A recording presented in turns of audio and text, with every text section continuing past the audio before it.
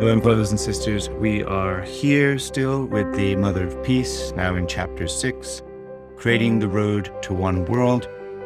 And here, True Mother is recollecting her experiences working together with Father at the height of the Cold War in this incredible battle, which was really more than a political or economic struggle. It's an ideological struggle as to the question of God or no God. Mother states here, during the Cold War, most people in the free world, including the journalists on our fact-finding tours, had no idea what life was like under communism. Others, in a position to know, chose to turn a blind eye, hesitating to take action out of fear. In the meantime, hundreds of millions in the communist world endured dire circumstances, some not knowing where their next day's food would come from. To save these suffering millions, our Heavenly Parent pushed my husband and me to win over the Soviet Union and opened the path by which we could do so. This was not an easy thing to do. There's many testimonies to father and mother's struggle. This is a couple trying to lead not just a worldwide ministry, but a worldwide game changer. And for many, many people, it was a threat. It was a threat to the way things were. It was a threat to the status quo. Especially Father, seriously, lived every day with a target on his back. So, by the time 1990 came into view, it was clear to Father and Mother that they were to make true on their promise to go to Moscow. This was a dangerous thing to do. And so, Mother states here, a few days before we departed for Moscow, my husband and I sat down to discuss our plan with senior members of the church. Some of them tried to dissuade us, arguing that it was too dangerous for us, as notable opponents of communism, to walk into the communist stronghold. No one could derail my husband's and my determination, however. Nonetheless, my husband, recognizing the seriousness of the matter, was considering the future. As he looked into the face of each and everyone there, he said something unexpected. It's time to decide who will lead the movement when I am not here. All voices were silenced. Again, he looked at the church leaders one by one, and then spoke with care and gravity. Even if I am not here, it is fine as long as Mother is present. His statement conferred on me the serious position of co-founder of the Unification Church. Everyone was surprised at what Father Moon was saying, but I just listened quietly. So everyone was surprised at what Father was saying, but I just listened quietly. You can see the two reactions in the room to what Father said. On the one hand, the church leaders were surprised. On the other hand, True Mother listened quietly. For Mother, it was no new news in this sense. She had already determined to lead not only the Unification Church or any movement, but really the entire world back to our Heavenly Parent's bosom as our true Mother, as the only begotten daughter, as the Mother of Peace. But for the members at the time, For the leaders who heard father's statement, it was a surprise. Okay, I can think of two reasons why. One, because maybe they felt from father that he's speaking about some imminent misfortune. Is father about to die? Is father going away? Is something happening to father? Of course, maybe that was why they were shocked. But probably also there was some element of surprise that father was recognizing mother at equal stature with him. It was still an alien idea that a woman, that mother, would be either capable or prepared or chosen to lead the worldwide movement. But the point is, even though it was a surprise for everyone else, mother not only knew that she had the responsibility, but mother also knew that if anything happened to father, of course, she would have to take full control and responsibility for the movement as well. And she already stated that when father went to Danbury. This wasn't the first time that mother had to consider what would happen if father was incapacitated. That's just an important point to note, I believe.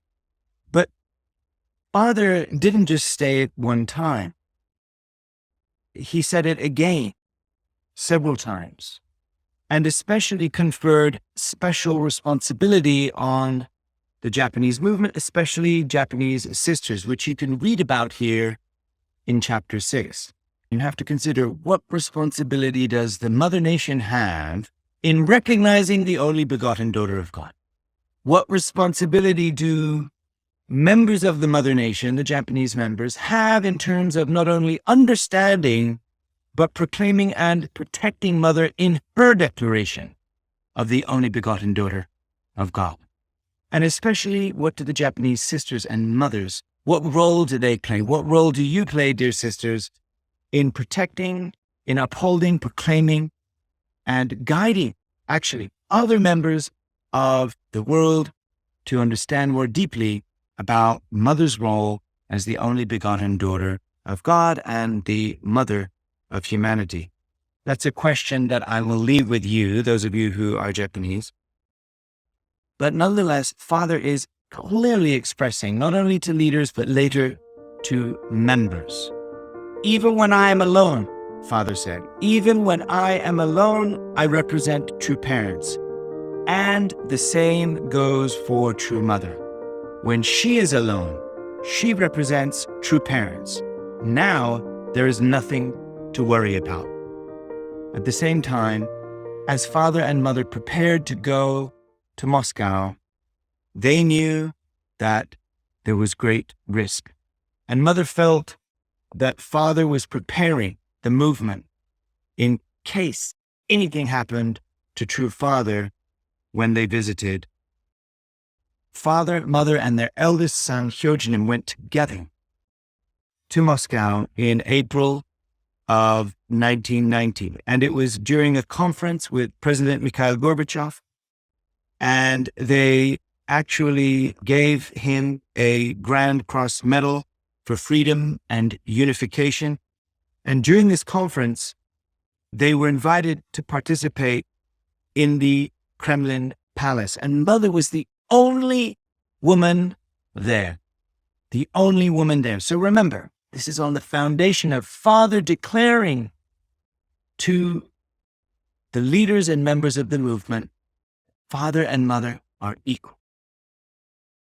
They're going to Moscow, possibly unable to return. This is a serious and quite practical concern that they have.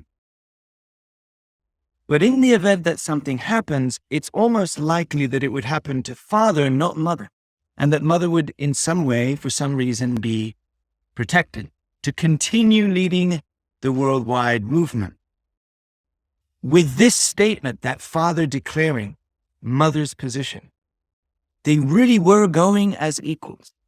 Mother was invited to the same meetings that father was invited to. And this was unheard of in the Kremlin.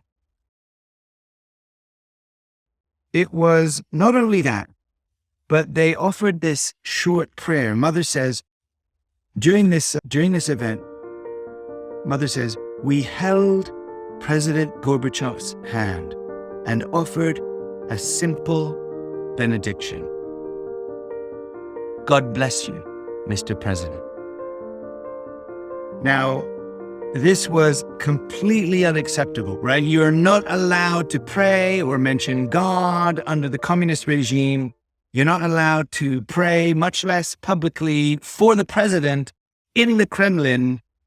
Remember, this is the epicenter not only of their government, but of their ideology, which is rooted in a godless idea. No God. God is not allowed. It's not just absent. God is stricken, not allowed to be mentioned. No prayer, no benediction. And certainly not with a woman there, with the president. But this is what happened. This is what happened. But in response, the president was actually really warmed, and his tone even more warm. Mother recounts, he says to Mother, Mrs. Hak Ja Han Moon, I do like your traditional Korean dress. It looks beautiful on you. I answered with a smile, she said. The First Lady Raisa always looks beautiful too. Women all over the world respect her. So here you have Mother doting on the First Lady. The First Lady isn't even there, but she's doting on the First Lady to President Mikhail Gorbachev. She continues, I'm looking forward to the pleasure of meeting Mrs. Gorbachev tomorrow at the Little Angels performance. My husband told me you are a handsome man, and I can see it's true. You know, this is true parents. This is parents' leadership. Yes, they're going there to speak frankly and plainly about the importance of God and the freedom of religion. But at the same time, they're not just going there as a politician or even as a political couple. Mother is not speaking to him just diplomatically as a first lady, although certainly she can go toe-to-toe with any first lady of the world. She's really warming and embracing and loving them as true parents. This is incredible soft power of woman's leadership. And so you can see here father's brilliance as well. Father, I don't know what was in father's mind from 1960 over this 30-year period to 1990. But you can really see father more and more utilizing the power of his wife's position, his wife's love, and his wife's power, quite frankly. So Mother recounts here how the atmosphere became warmer and warmer and how much the president smiled in response to Mother's words. This is really the foundation upon which father then strikes with very clear language. Father later said to the president, the success of the Soviet Union depends on whether you put God at the center or not. Atheism will lead to nothing but self-destruction and disaster. Father Moon told President Gorbachev that the only way for the Soviet Union to survive was for Russia to continue his economic and political reforms and to allow freedom of religion. Now, there are still other countries today that should listen to these words. Never before had anyone said anything like that in the Kremlin. Looking back, I feel confident to say that the words we exchanged at that moment changed the history of the world. It is amazing that after that, the Soviet government would allow more than 3,000 Russian students and professors to travel to the United States for divine principle education. It was revolutionary. The year after our meeting with President Gorbachev, the Soviet Communist Party was disbanded, and what I thought of as a frozen kingdom melted into the mist of history. At long last, the Soviet Union lowered its red flag, its atheistic worldview discredited. So there's so much in here. I don't want to take too long on it. There's just so much to say here. But first of all, you can see how Father is finally bringing true honor and credit to true Mother's position and authority. But as Mother is hearing it, she's not surprised. She knows it already. She's known it from birth. She's known it as Jesus knew it from birth. But also, this chapter shows the breadth of the work of true parents around the world. This is not just a business activity. This is not just a religious activity. This is not a political activity. It goes beyond all of these realms, and Father and Mother are speaking directly to world leaders, telling them the truth. I have to say, as we are currently in the year of the Black Tiger, as we are just listening to true Mother telling us again and again that we need to be bold, that we need to speak confidently, and that we need to embrace world leaders, VIPs, and people at large, but also we need to tell them directly the truth. And if we do so, uniting with true Mother, miracles will happen. And when I think about true Father, and I think about true Mother, Father certainly, if you look at the history, seems to be the one that speaks boldly, right? He is the one speaking boldly, whether he's whispering, whether he's shouting, whether he's kicking, punching, climbing, jumping. Father was always there speaking boldly. Well, Mother was always the one making sure that Father didn't go too long, making sure that the members had something to eat, something to drink, making sure that people weren't too cold, weren't too hot, whatever she could do. It's like whatever Father would allow her to do, to embrace and to love and to comfort, she would do. And when they were alive together, when they were speaking together, when they were leading together, it sometimes appeared as if they took on these two roles. Mother looks like the more shy, the more sweet and calm, quiet, certainly more quiet. Father is the bold, the strong, the unafraid. But right here, Mother is quoting Father's words. He declared Mother's position. Even when I am alone, I represent true parents. Nobody doubted that. Why would Father say that? Everybody thinks of Father as true parent. But all the way back then, in 1990, Father was saying, the same goes for Mother. When she is alone, she represents true parents. Well, brothers and sisters, there you have it. Now, true Mother is alone. And she represents true parents.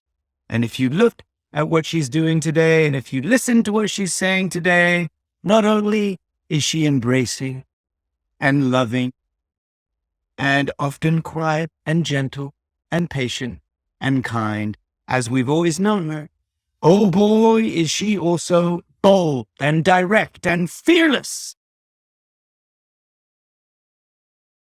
Is she not? And she is ready to stand toe to toe in front of any world leader and speak to them as her child, actually, not as a world leader. She respects them and loves them, and they're given their honor. But Mother is speaking to them with absolute fearlessness, like the black tongue, boldness and courage like the black tongue. And she is telling them what God wants to tell, just like Father used to do so. But what is she telling us? Let me remind you. No matter your personality, no matter your character, Mother is asking us to be bold, to be courageous, to tell the truth, and to go straight. To go straight, brothers and sisters. And she's modeling it in her own life and as true parents have modeled for decades. Unlike 10, 20, 30, 40, 50 years ago, now again the time has come when we are in that golden age, that golden era. If we unite with Mother, if we are bold and embracing together, just like True Mother is modeling for us, surely great miracles will happen. It's not a question of right or left, black or white. It's a matter of, is there God or no God? Is Heavenly Parent recognized or feared and run from? Everybody's got their own way of expressing it. Everybody has their own faith. And some have no faith. But Mother is declaring to the world today that we are in the Heavenly Parent Holy Community. This is the time to declare it, that true parents are here, the blessing is here. And it's as simple as that. Everyone is welcome, and we are to declare boldly and lovingly and unite with Mother in doing so. Brothers and sisters, I hope you have a wonderful day, a wonderful week. Until next time, please keep reading and reflecting on what inspires you about True Mother's journey, the only begotten daughter. For the first time in human history, a daughter has been born that can declare absolute oneness with God and lead the rest of us to the promised land. Thank you, and God bless you.